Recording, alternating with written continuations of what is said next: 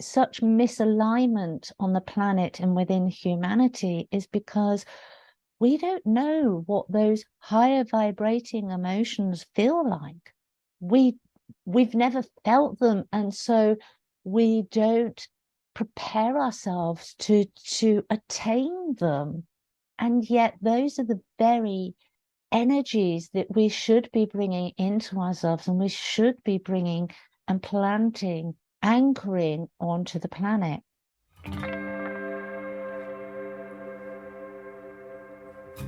Welcome to Spiritual Midwife, the podcast that tenderly guides you through the transformative journey of spiritual awakening and personal development towards the ultimate destination of soul sovereignty.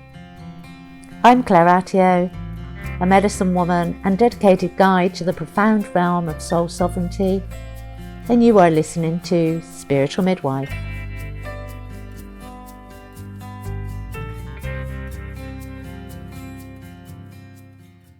Hello, my beautiful souls. In this week's episode, we are going to be asking some very deep, introspective questions of ourselves. We're going to use the energies of the waning Samhuinn as we move into Imbolc. And Imbolc is all about planting those seeds. Are we still in winter? Yes, we are. We're moving through it towards spring.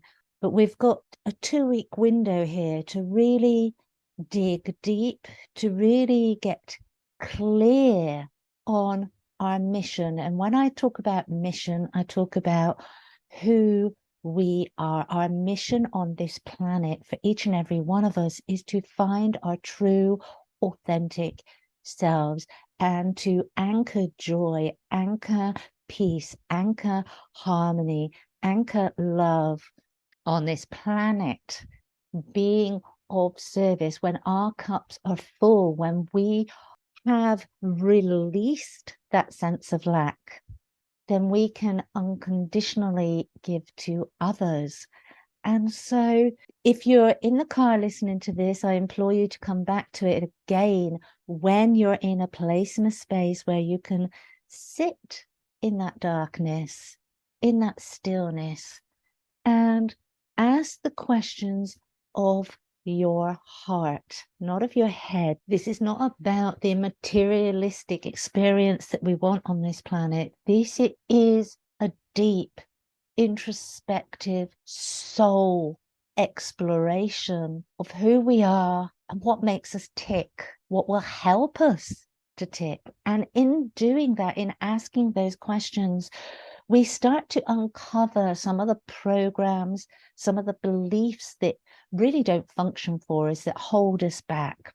And we're not looking at how we're going to deal with all of that in today's session. What we're actually going to do is we're going to sit with the questions to start to uncover that, to start to understand what is needed, what seeds we want to plant as we move into Imbolc, to start creating harmony in our lives. And when I say that, I'm reminded of when I was doing the female empowerment retreats, and one of the coaching questions that I asked there was, what does ecstasy feel like to you? And I cannot tell you how many times those women burst into tears. And I'm talking about women because that was what I did. That was my experience. But this is both for male and female. Few of us can actually say that we have felt ecstasy, that we have been in such a place of pure joy, that we have been able to tap into the energy of ecstasy. And this is what is creating such misalignment on the planet and within humanity, is because we don't know what those higher vibrating emotions feel like. We've never felt them, and so we don't prepare ourselves to attain them. And yet those are the very energies that we should be bringing into ourselves, and we should be bringing and planting, anchoring onto the planet. And so the questions that I'm going to ask you first is, what are the moments in your life where you have felt the most alive and fulfilled? That you have felt the most alive and fulfilled. When was that? What were the circumstances around that? Why were you able to feel that then and you're not able to feel that now? Just give yourself a moment and attune to that, and attune to those questions, and ask those questions of yourself. And just, I'll give you a moment now. Just allow those questions to come in.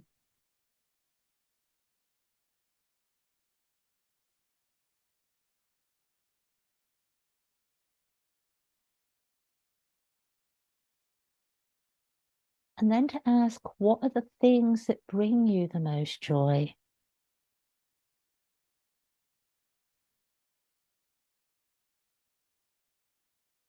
When was the last time you felt pure joy? Do you actively work every day to bring a joyful moment into your life? And if not, why not?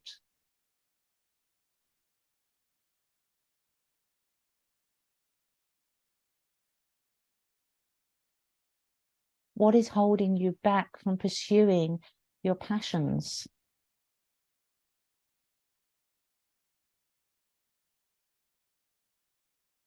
Have you allowed yourself the space and the place to explore what your passions are? Have you stepped out of your normal routine, stepped out of your comfort zone to explore what those passions may be? And again, if not, why not? What's been holding you back?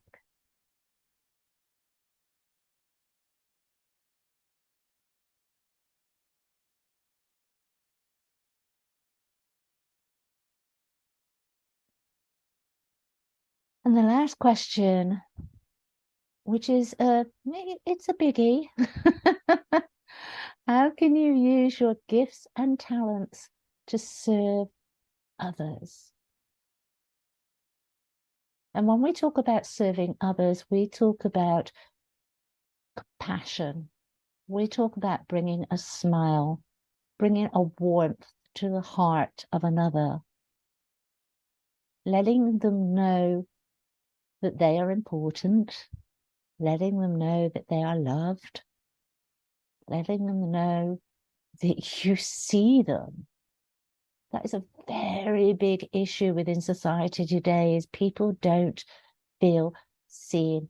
Even within our own relationships, our intimate relationships, people don't feel seen. They don't feel heard.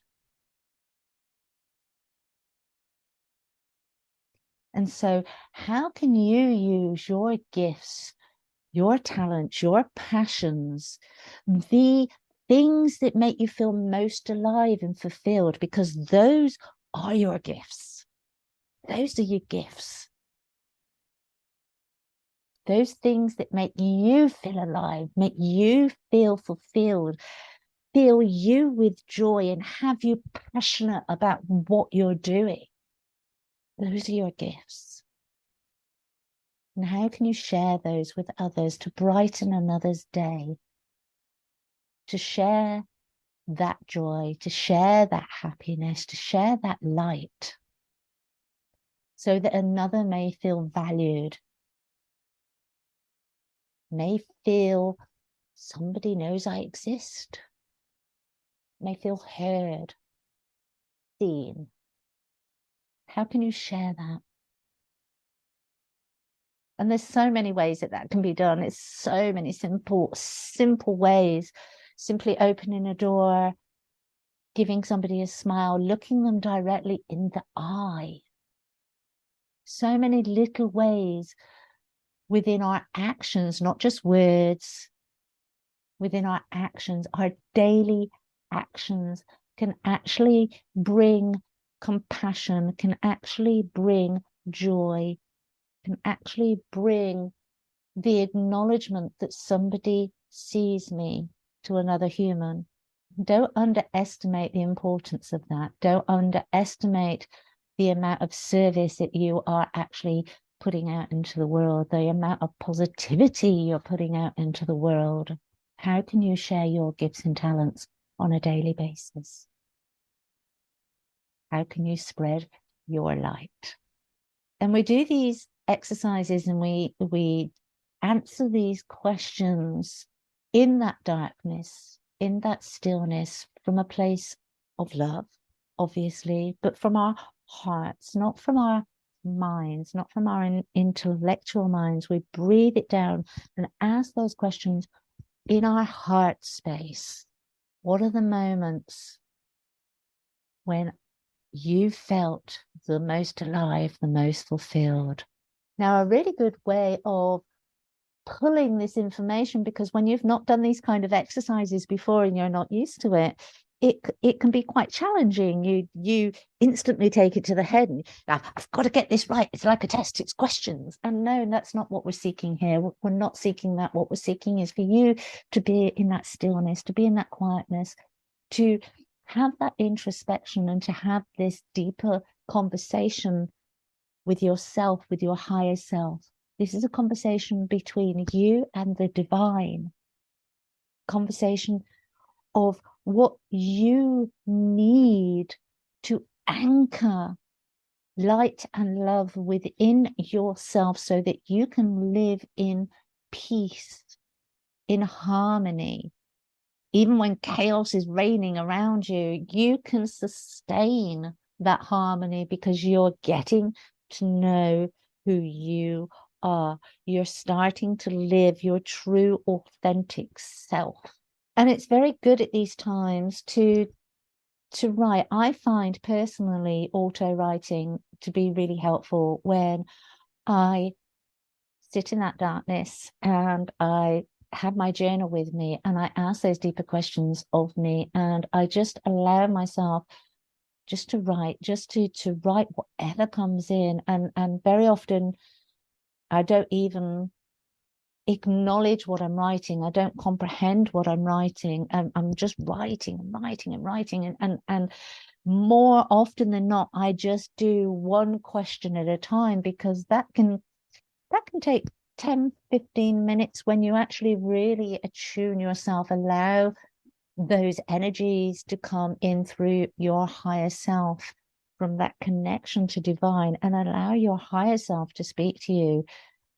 Allow your soul the freedom to speak, to vocalize its wisdoms to you without the mind, the ego getting in the way.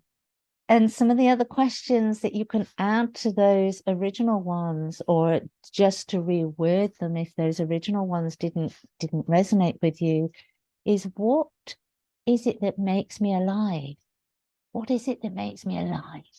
What activities, what circumstances where I'm just living, I'm just enjoying. I'm not thinking about the next thing that I have to do, or the things that I haven't done, or the things that I've done wrong, or watching my P's and Q's, being observant of the people around me. I'm just living. I'm in the moment. What makes you come alive? What makes you be in that moment? What activities, what circumstances helps you to be in the moment? And what are your deepest passions and desires? What hidden secrets have you got within you that you've never allowed yourself to explore? And then question yourself, why have you not done that? What's been holding you back? Is it a fear that people might think you're weird because it's slightly out of the box?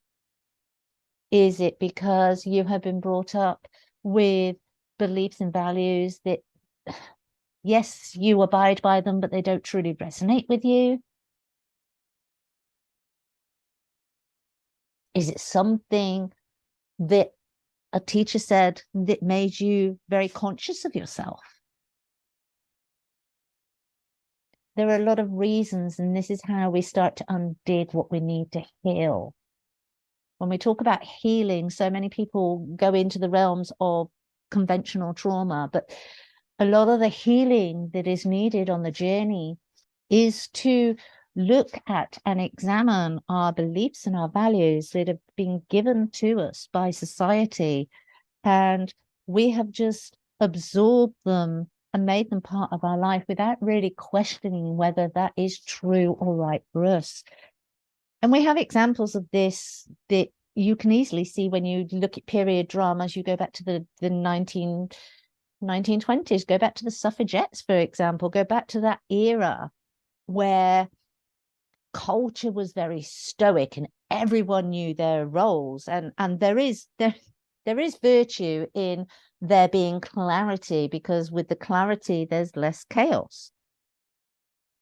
But when we are stuck in those roles, when there is no forward movement, we have to create change. And this is where we are now. This is a period in time in history, of humanity's history, where there is a lot of change, which is why it can appear very chaotic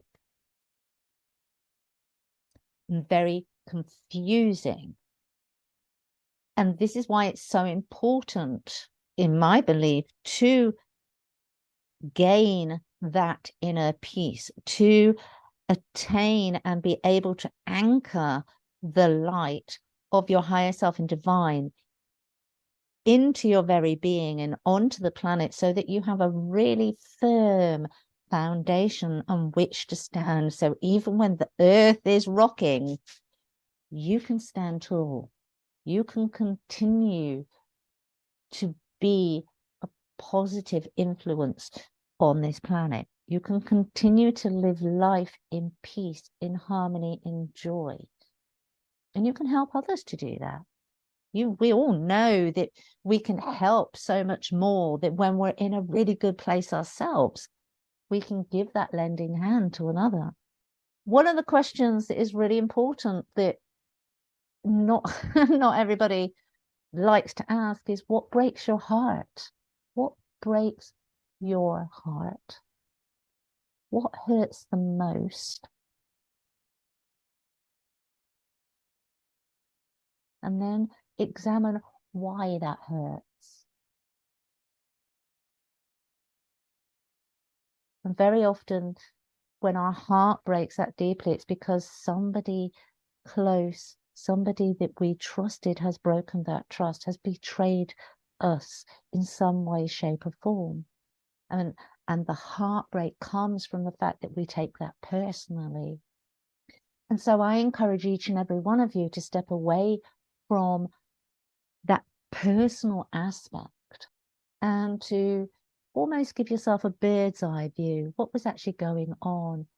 What is going on in them that makes them want to do that? Again, it comes back to fear and lack. When people lack, they feel they need to take, even when it's joy, when they're taking somebody's joy.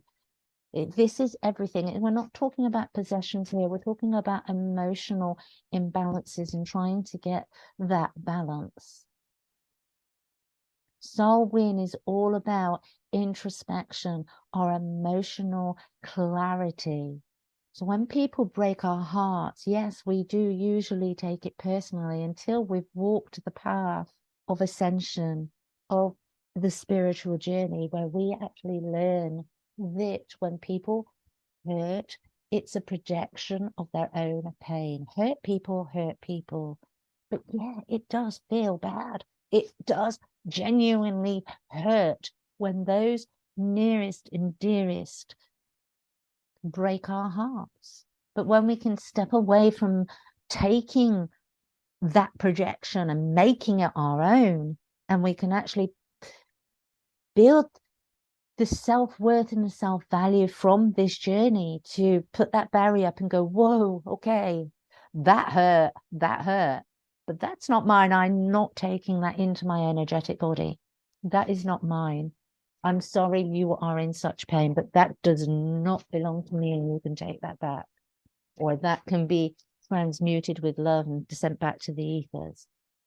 Each one of us will be in a different place and a space as to what we're able to do. But when we're able to stop absorbing others' projections, that's when we can step into the realm of offering forgiveness. Now, that doesn't mean that we invite these people back into our lives. It doesn't mean that we stay in toxic situations. It means that we acknowledge that they're in pain. We do what we need to do to maintain our joy, our happiness, our firm foundation. But we don't need to add to their burden by them projecting the pain that we took from them back to them and adding to it because they hurt us. We don't need to do that. We step away from that. We step into an energy where we're able quite easily to afford that forgiveness. And as I said, does that mean that we stay in toxic relationships? Does that mean that we stay in environments that are not conducive to our own growth? No, we don't. We step away from that. But we also step away from judgment. We also step away from blame. We also step away from, they did this to me. We move forward. We release, we let go with love and forgiveness, and we continue our journey forward. The last question that I want to ask here, or for you to ask yourselves, is what sets your soul on fire? That goes back to that passion. And so few of us actually sit and allow ourselves to question what our passion is. What ignites the fire within us in a positive way? Again, bringing us back to that sensation of feeling alive. What sets your soul on fire? What is your higher self in divine communicating to you? Wants you to go into directions that you have never yet explored? Have you ever given yourself the time to listen? I know when I first started doing this, I was in so much resistance. It was laughable, because I asked myself, okay, what sets my soul on fire? And I had all these images come towards me, and I was just like, whoa, because every single one of them took me out of my then comfort zone. Every single one of them. And so what I actually did was, within this space, within this place, as I wrote them down, and I made a promise to myself that I would deal with one of them every single year.